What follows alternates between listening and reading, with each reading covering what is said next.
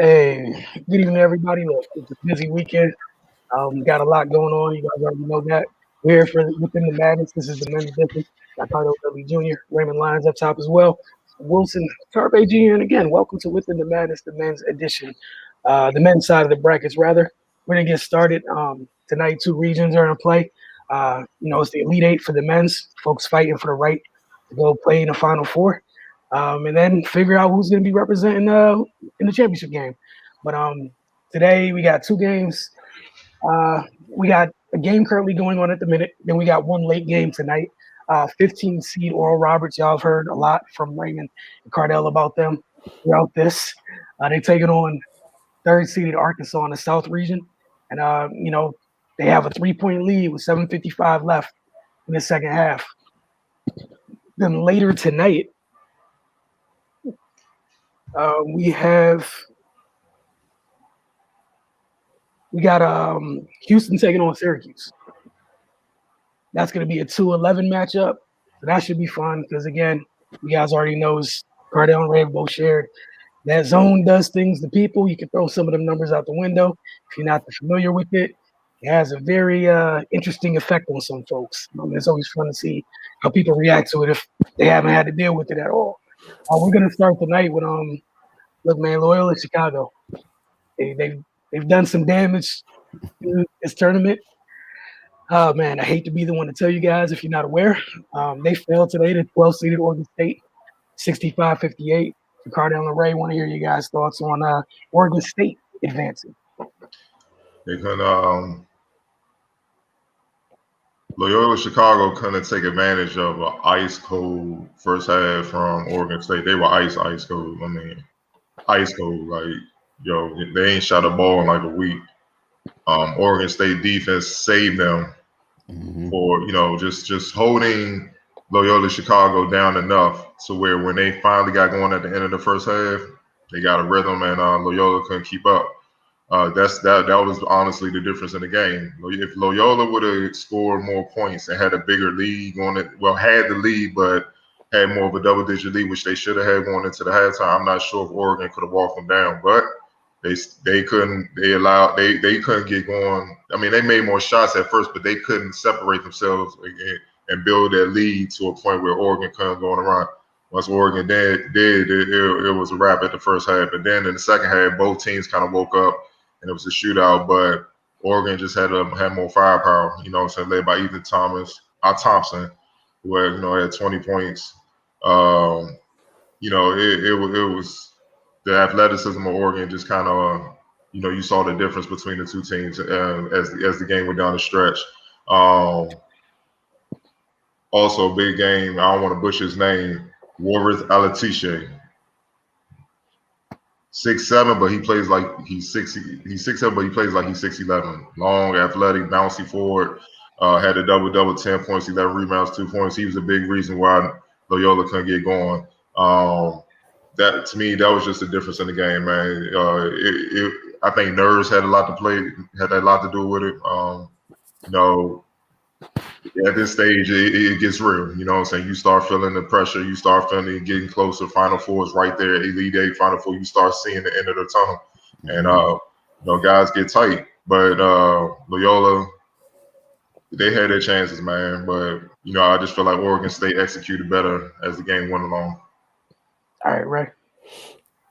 Yeah, man. Oregon State, they just on one of those runs right now, man. They their season actually almost came to an end in the Pac-12 quarterfinals, but they toughed that game through, and they haven't lost since, obviously. But should we talk about Syracuse zone? Oregon State kind of threw a little zone at Loyola Chicago, doing for a loop a little bit, like they were determined, like they saw what Cameron Krutwig been doing to people.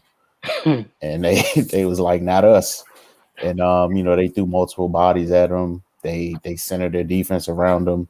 They didn't allow him to create, or when he did, was able to get the ball, they didn't give him any room, and they just said the others are going to have to beat us. And outside of Krutwig, the other starters were 1 for 18 in the first half for Loyola Chicago. And obviously they didn't score well because as a team they had 16 at the half. So I mean, if you can lock a team down like that, then for any stretch of the game, then 9 times out of 10 you're gonna win. Like Cardell said, both of the teams were slow out the gate, but Oregon defense they held them down, and then they were able to to get some shots to fall going into the half. And then at the second half, they was basically just trading baskets, with them already having an 8-point cushion. That was it, man. And kudos to them, man. They game plan perfectly. They saw the Georgia Tech zone gave Loyola Chicago problems in the first game of the tournament. So, I'm pretty sure they looked at that and was like, well, man, we can use those principles to kind of, to slow them down. And and it worked out for them. Shout out to them. This is the furthest they've been in the tournament ever. So yeah, man, it's just nice to see the little guys get some love, man. And what was this, a 12-8 matchup? Yeah. Well, yep. Like, it's rare you see, two teams seeded that low this deep in the tournament. So yeah, like Cardell mentions often on the program, like the name on the front of the jersey is getting less and less important by the year. You got to play, man. So yeah, man. But no, it was it's good to see games being decided on the end of the floor when you don't have the basketball. You got to stop somebody, because with the way Oregon was playing on the offensive end, if they weren't playing defense, they would have got smacked. So yeah, man, good, shout out to them for getting the job done. Yeah, and I just want to provide a correction real quick. Cardell looked out for me. I'm getting ahead of myself. We are not at the Elite Eight. This is the Sweet 16. This is me trying to speak this thing into existence. Things moving quicker, so ignore me right now. So sorry about that, but we're going to move on to the South region for tonight. Baylor, 1-5 matchup here. Baylor sends Villanova home, 62-51 win for Baylor. I guess, Ray, you can go first this time since Cardell went first last time. Yeah, they killed him in the second half, man. They they just said, we're gonna put our head down and get to the basket and punish y'all, and that's exactly what they did. They went away from the 3-point shot. I think they only attempted 3 in the entire half, and they limited Villanova's 3-point shooting, which is a strength of theirs. And again, they dug down on defense. They forced 16 turnovers, which led to 22 points for Baylor. And they took care of the ball. They only had 6 turnovers themselves. So that's game right there. When you can get extra possessions like that and capitalize on them without giving them the ball back, then that's a huge plus for them. So yeah, man, they just turned it up in the second half, and Villanova just couldn't counter. Baylor, man, their defense, their length, their activity, their toughness, man, it was just overwhelming, and Villanova just didn't have an answer for them. Baylor and Florida State are similar. They have a lot of long, rangy athletes that's versatile and they can strap up. The difference is they got guys that can put the ball in the basket a lot better. They got guys that can shoot. For instance, Flagler, he only averages 8 this season, but he came off the bench and had 16. He was huge in the dogfight because both teams were well coached. You know what I'm saying? And they both execute well in every aspect. I feel like turnovers, Baylor, their length bothered Villanova, and turn them over, and they couldn't recover. Whereas Villanova couldn't turn them over. I know Samuels and Justin Moore, who's a local product, they had good games, efficient games and whatnot, but nobody else could get going. Which you really see, it came down to the guard play. Villanova missed Gillespie bad. I know he got hurt early in the year, but he's the second leading scorer on that team. He leads the team in assists, senior floor general. This is the time they needed him, but he went out early in the season with a knee injury, so it wasn't as it is what it is. Chris Archianato, he tried his best.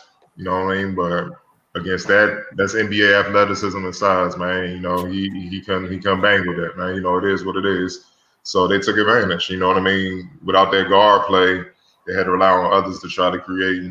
Specifically Justin Moore, and they had to do it by committee. But it couldn't be done. You know what I'm saying? Baylor's just bigger, bigger, and they longer, and they more athletic across the wing, and they're versatile. Like they could switch and still play guard. They could switch and still play the four. Whereas Villanova, they got more of a traditional lineup. If you a guard, you a guard. If you got to switch, you're in trouble. So that's why they ran away with it in the second half. Obviously, neither team shot well from 3-point range and whatnot. So it really came down to the turnovers. And with Villanova having 16 and Baylor having 6, and Baylor capitalizing off of those 16, it was really nothing Villanova could do, man. Had they took care of the ball, like I said, they missed Gillespie. Had they took care of the ball, who knows how this would have went. This would have went down to the wire, possibly overtime.